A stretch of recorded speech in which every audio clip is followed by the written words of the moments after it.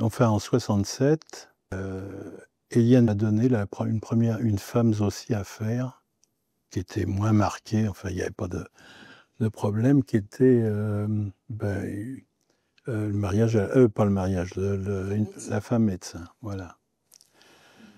Et donc, c'est vrai que ça a été une expérience, pour moi, j'ai autant appris sur ce premier documentaire que sur pas mal de choses que j'ai suivies à l'IDEC. Je collais à cette jeune femme médecin de campagne qui était divorcée, qui avait une petite fille, et j'essayais de pomper le maximum de ce que je pouvais, hein. Jeune chien fou, là, je voulais tout savoir, bon, etc.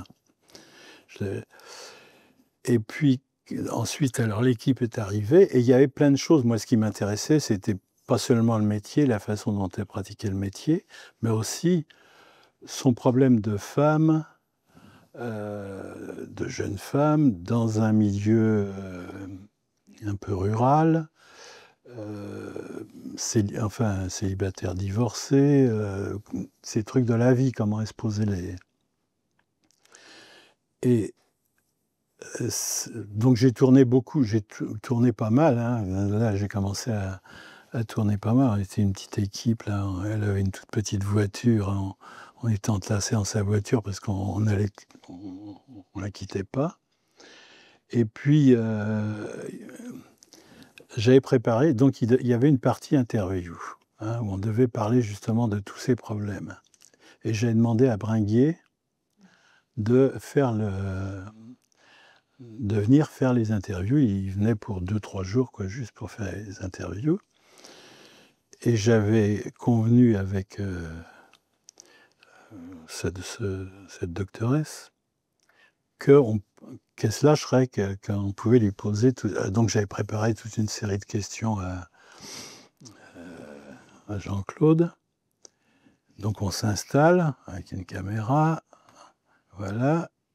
Elle était d'accord pour qu'on lui pose toutes les questions, tout ce qu'elle m'avait dit, tout ce que je savais. Et on commence, et Jean-Claude commence à un. Et puis au bout d'une heure, rien, le mur. Donc je dis, c'est pas la peine de continuer à user de la pellicule pour rien, hein. Donc on arrête. L'équipe part à l'hôtel, je reste avec elle et Jean-Claude, et je lui dis, écoute, Karine, c'est pas sympa, tu m'avais dit que... Elle m'a dit, oui, je sais, t'as raison. Je lui dis, on recommence demain. Oui, t'en fais pas. Donc demain, même chose, on recommence, et même mur, refus au dernier moment, refus des trucs. Voilà, donc moi j'étais très frustré, et en même temps, après coup, je me suis rendu compte qu'elle avait drôlement raison. Je n'avais pas le droit, moi, de mettre non seulement devant des millions de spectateurs, mais même au niveau de son entourage immédiat, des quelques milliers de malades qui étaient sa clientèle, voilà. Donc elle avait eu raison, mais moi j'étais drôlement frustré. J'ai fait quand même beaucoup de documentaires, mais très souvent j'avais cette frustration. C'est-à-dire que là, en l'occurrence avec Karine, ça a été la première bonne expérience où je savais des choses sur le personnage, des choses importantes, et que je ne pouvais pas raconter, ou qu'elle ne voulait pas qu'on raconte. C'est très frustrant, hein. Ça je l'ai eu à travers beaucoup d'autres documentaires.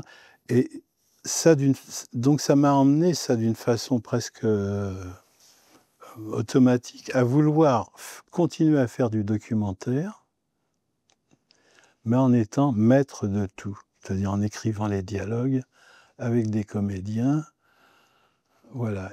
Mais essayer de conserver l'authenticité du documentaire.